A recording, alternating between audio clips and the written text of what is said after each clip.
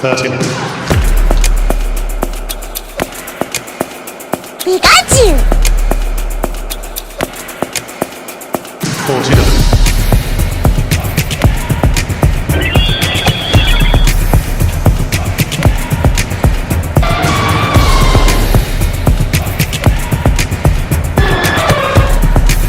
Games of the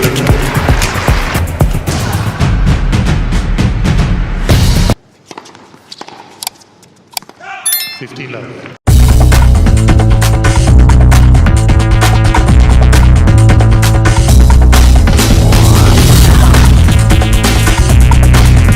Hello everyone, welcome to another tennis blog. It's me, MUFTiiYT, and today we're going to be talking about the Nitto ATP Finals, which obviously this video, by the time it's released, it already happened a couple of weeks ago.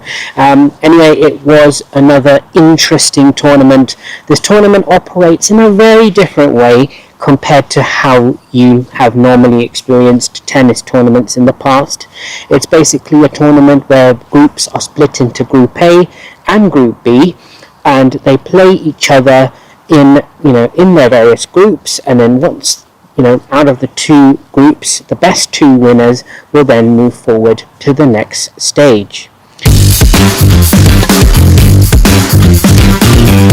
Anyway, so before we begin, I'm just going to give you, as you can see on the screen here, we've got obviously the top 8 players in the world. We've got Ilie Nastase, he's a former player, and John Newcombe group. So those are the names of the two groups. We've got the 8 players over here, as you can see. We've got Jack Sinner, Taylor Fritz, Daniil Medvedev, and Alex de Minaur in Group A, or Ilie Nastase, which we're going to call Group A. And in Group B, you've got John Newcombe group, which is Alexander Zverev, Casper Ruud, Carlos Alcaraz, and Andrei Rublev. So now, in these top 8 players, these are the best top 8 ranked players in the world. So to be able to qualify for this tournament, they need to first be able to get to the top 8 rankings and then qualify for this very tournament.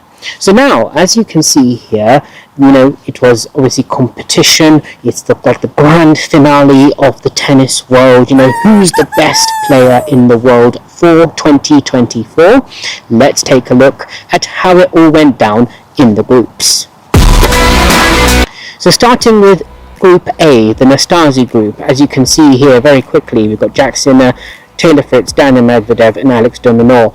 Top 2 players in this case were Jannik Sinner, obviously the world number 1, and Taylor Fritz moving on to the semi-finals. And as you can see here, we've got Alexander Zverev and Casper Ruud, Carlos Alcaraz, and Andrei Rublev in Group B, which is the Newcombe group. And in Newcombe group, as you can see, the top 2 players that qualified for the semi-finals were Alexander Zverev and Casper Ruud. So unfortunately, Carlos Alcaraz not having a fantastic end of the season, unfortunately coming 3rd in the group.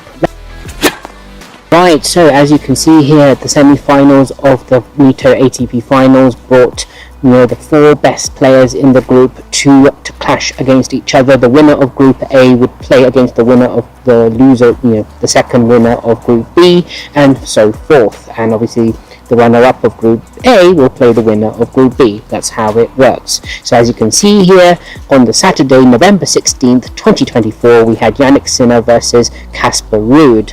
And obviously, as you can see, it looks like a very plain sailing match for Jannik Sinner, winning in straight sets 6-1, 6-2. So Casper Ruud may be tired after those group matches, so unable to put in much of a valiant effort against Jannik Sinner.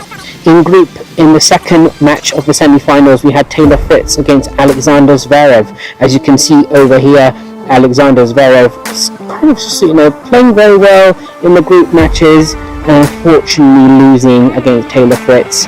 6-3, 3-6, 7-6, and the first one was 6-1, 6-2. So quite a tighter affair in the second semi-final.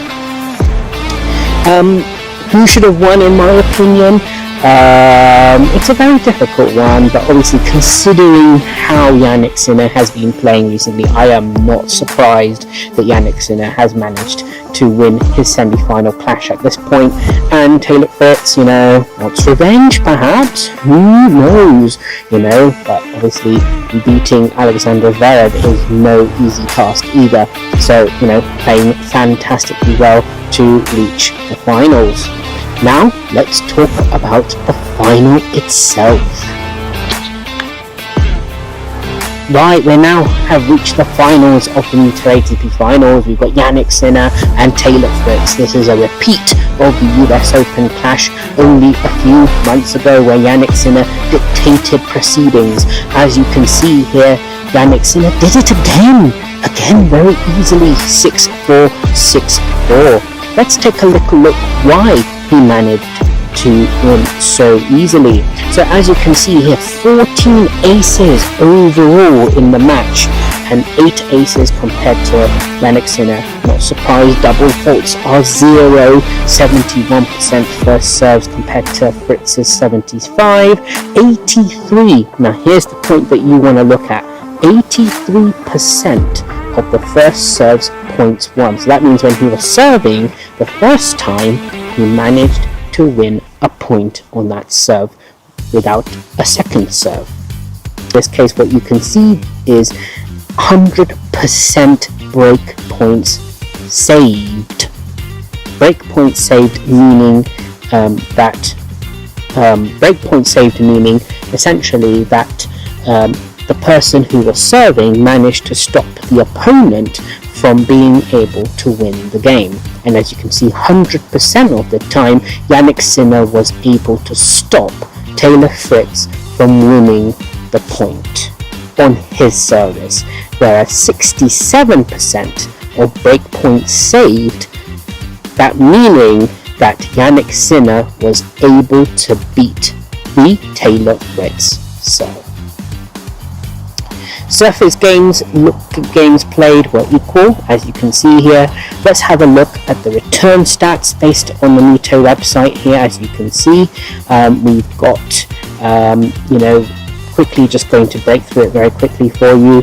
Break points converted. Now this is the bit where you've got the break point and you've managed to win, you managed to break the serve. As you can see, 33% by Jannik Sinner compared to Taylor Fritz 0, meaning Taylor Fritz was unable to really put any effort into winning any service of Taylor Fritz. So breaking into the serve of Jannik Sinner was difficult for Taylor Fritz because he has the 0%, as you can see here.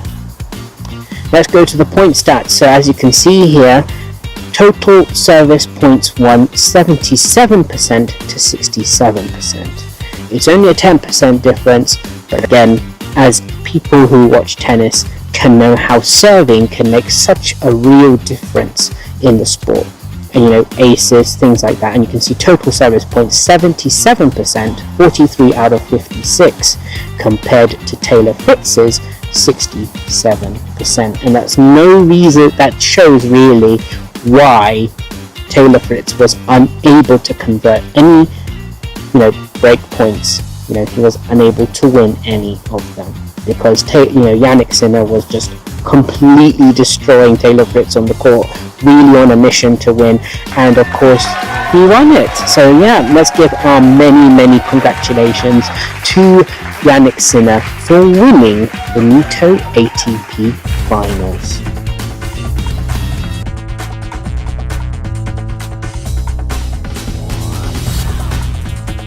Right, just a very quick thing. We're not going to go through it in great detail. However, Coco Gauff did win in Riyadh, so many congratulations to her. She managed to beat her opponent, who was a Chinese player called Zhang, in Riyadh. And so many congratulations, an aspiring Venus Williams who's really out there to do so good in the sport, and she's growing, she's getting better each time.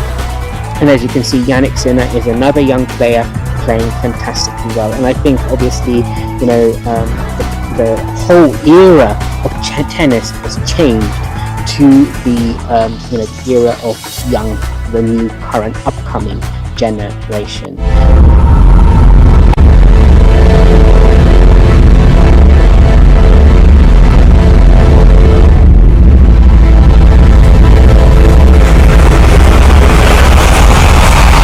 So what this means now coming into 2025, it's going to be an interesting year. We have the Australian Open coming up next year in January, in the January Feb time, and so it'll be interesting to see what happens, what things will change, where things will get better, who will play better next year. It will be interesting to see. Can Raducanu, she did actually just an update for Raducanu for you. She managed to play really well in the Davis Cup for the British team. So, maybe that's a sign. We were always talking about Raducanu getting better. Maybe she's getting better now and actually going to play better next year. Who knows? So everything's open. Obviously, Jack Draper as well, we were talking about, made such inroads in 2024 as well, and who knows what will happen in 2025. A lot can change, a lot can get better. Who knows? So yeah, guys, let's keep our fingers crossed to an exciting 2025 for tennis, especially with the Australian Open coming up, and of course players making inroads and doing so well. And and as you can see here, Novak Djokovic on the other side of it, not playing so well, getting injured in the tail end. Maybe is this a sign of his time is up? We will see. Guys, do comment down below, what do you think of the Nitto ATP Finals? Did you watch it? Did you follow it? Do let me know. I'd love to know. And of course, perspective of the tournament. Do let me know in the comments down below. Do you think, again, Jannik Sinner deserved to win the Nitto ATP Finals? Guys, I'll see you on the next one. Take care and peace.